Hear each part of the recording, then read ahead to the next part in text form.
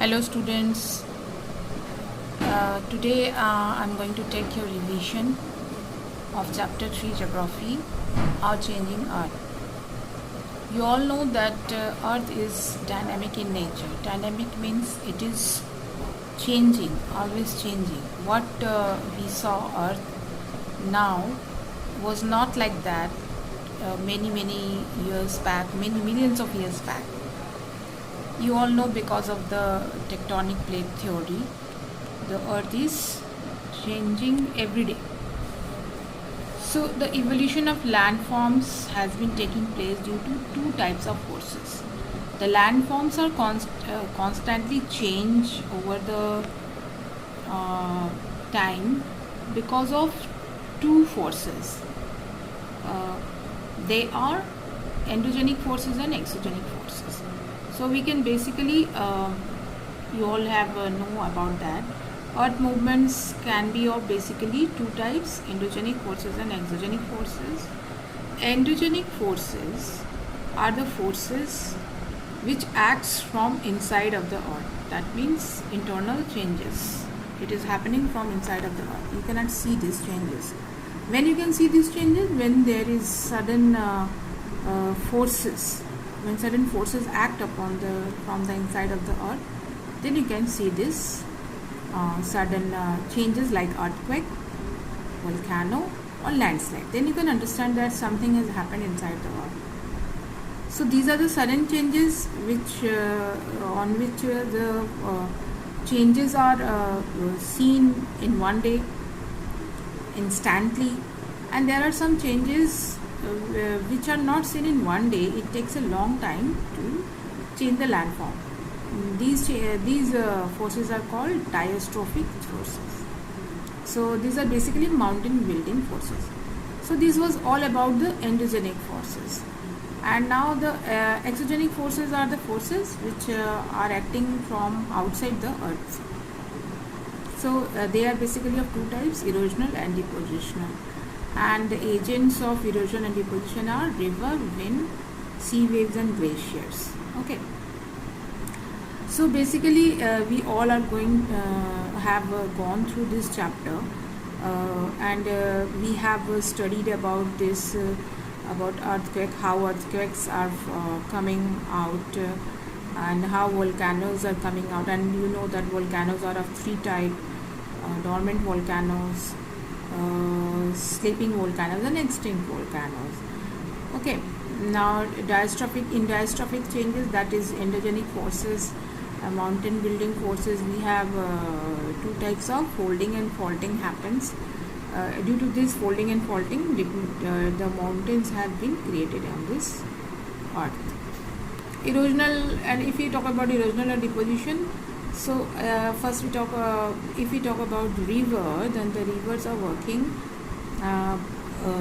when the river is originating from some place, it is doing basically erosion, and when it is coming in the lower space, like in the plains, when it is reaching, it is doing the work of deposition. So due to this river, different kind of landforms are created, like valleys, waterfalls, rapids, meanders, oxbow lake, and delta. These are the landforms which are created by river.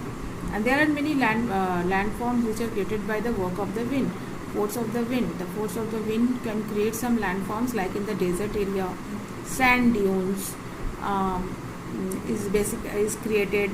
The sand can be through the force of wind can be deposited very far away from its origin. Like in China's Gobi Desert, loess is created due to the sand particles which is whose origin is from Gobi Desert, and it is deposited in the China.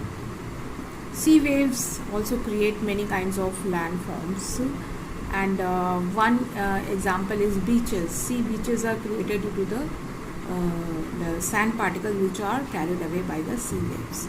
So glaciers are also creating many types of landforms, like sea moraines. Glacial moraines are one example. Okay, so basically these so you can see that different landforms are created. Now I will give you some questions which you will get in the WhatsApp group also. So you will write down these questions in your revision copy. Revision work. This revision work is based on History Chapter 4. You have to, I'm showing you this and explaining you and what you have to do. You have to answer the following question according to whatever I have given notes, and some questions are based on the chapter. In between questions are also there. Describe the main features of Mansabdari system. What does Akbarnama contain? Who defeated Humayun in the Battle of Chausa?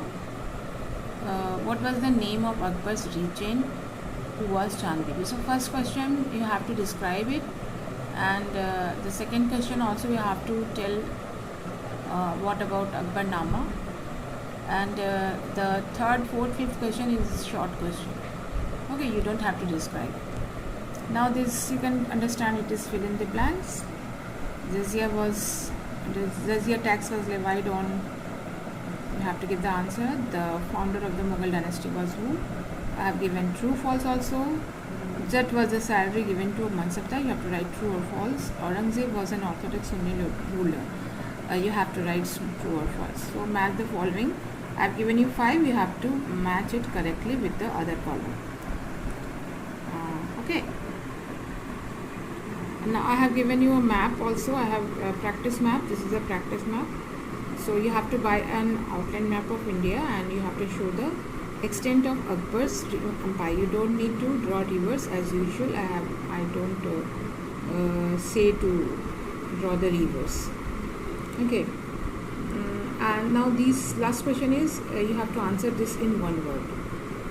You don't have to write the full sentence. Only one word is enough. Who was the last great Mughal ruler? Which Rajput ruler did not accept Akbar's suzerainty? And when was the first battle of Panipat fought? Whom did Meherunissa married and took the title of Noor Jahan? There is some correction. Let me. So in the last two questions, second question suzerainty. And in the last question, title of Noor Jahan. Okay, so complete these questions in your revision copy. Okay, then I will give you another set of questions next day. Okay.